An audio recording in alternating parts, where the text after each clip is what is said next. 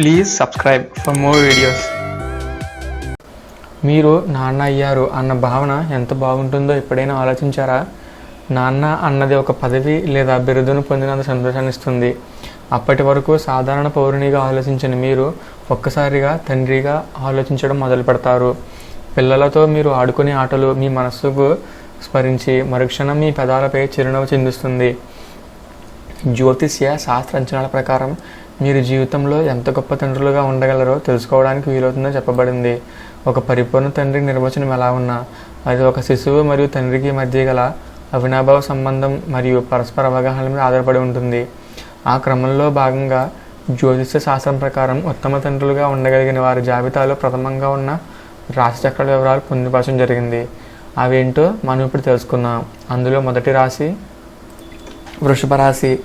వృషభ రాశి వారు ఓపిక సహనానికి మారుపేరుగా ఉంటారు. కానీ ఒక్కోసారి వీరు కోపోద్రిక్తులైతే వీరిని అదుపు చేయడం అత్యంత క్లిష్టమైన పని. కాకపోతే ఈ కోపం అత్యంత అరుదైన అంశంగా ఉంటుంది. అధికంగా ఓర్పు సహనాన్ని ప్రదర్శించే వీరు తమ పిల్లల ఆరోగ్యం మానసిక కష్టాల గురించిన అంచనాలు వేస్తూ వారి ప్రతిక్షణం కనిపెట్టుకుని ఉండే స్వభావాన్ని కలిగి ఉంటారు. వారి బలమైన సంకల్ప శక్తి కష్టపడే పనిచేసే ఎద్దు వంటి మనస్తత్వం దృష్ట్యా తమ పిల్లలు కూడా అటువంటి ఆలోచన విధానం ఉండాలని పరితపిస్తూ ఉంటారు. వారి పిల్లల కోసం ఎటువంటి క్లిష్ట పరిస్థితులైనా ఎదుర్కొనేందుకు సిద్ధంగా ఉంటారు. అంతేకాకుండా తమకు ఎటువంటి నష్టం కలిగినా అంతగా ఆలోచించరు. కానీ తమ పిల్లలు మరియు కుటుంబం పట్ల నష్టాన్ని కలిగించే ప్రయత్నం చేస్తే అస్సలు సహించని స్వభావాన్ని కలిగి ఉంటారు. క్రమంగా ప్రత్యర్థుల పట్ల ప్రతీకార చర్యలను సైతం ప్రదర్శిస్తారు మరియు మానసిక సామాజిక ఎదుగుదలని అస్త్రంగా వాడతారు. ఇటువంటి లక్షణాలు పిల్లల్లో ధైర్యం తెగింపు తీసుకుని రావడంలో కీలకంగా సహాయం చేస్తారు.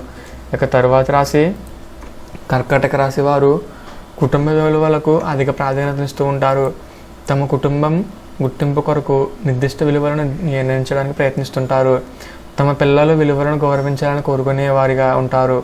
అటువంటి విలువలను మంచి లక్షణాలు తండ్రి నుంచి పిల్లలకు ఎలా బదిలీ చేయాలో కూడా వారికి తెలుసు. క్రమంగా ఈ జాబితాలో వారికి చోటు దక్కింది. ఇక తర్వాత రాశి వారు సింహరాశి. సింహం అడవికి రాజు. సింహానికి రాజ్యాధికార లక్షణాలు పుట్టుకతోనే సహజంగా వస్తాయి.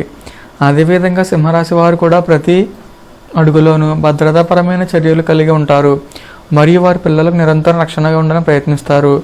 తమ పిల్లలు ఏది కోరుకున్నా తమ పరిమితిని మించి అందివ్వడానికి కూడా సిద్ధంగా ఉంటారు.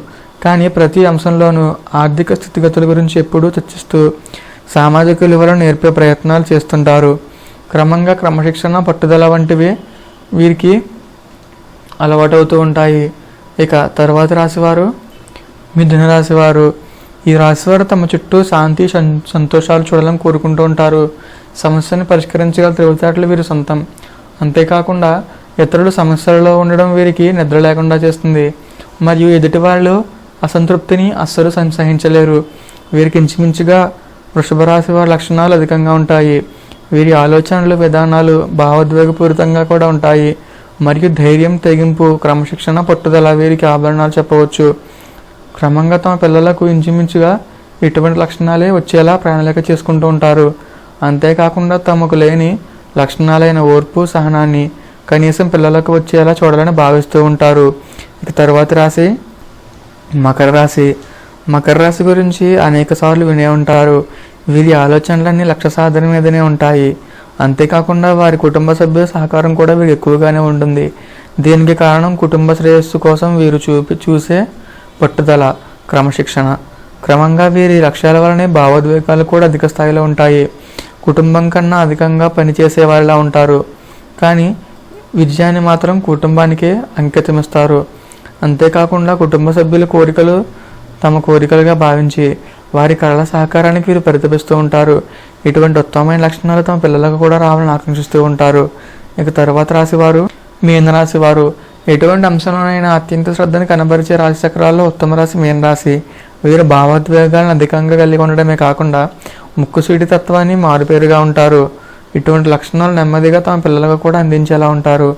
పిల్లల పట్ల తమ ప్రేమను బాహాటంగా వ్యక్తపరిచే వీరు వారి కోరికలను తీర్చే క్రమంలో భాగంగా నిరంతరం వారి కోసం పరితపిస్తూ ఉంటారు. అలాగే నిరంతరం శ్రామికుల్లా కష్టపడుతూ ఉంటారు. క్రమంగా ఈ విధానం పిల్లలకు తండ్రిపై ఉన్న నమ్మకాన్ని పెంచడానికి ఎంతో దోహదపడుతుందని చెప్పవచ్చు.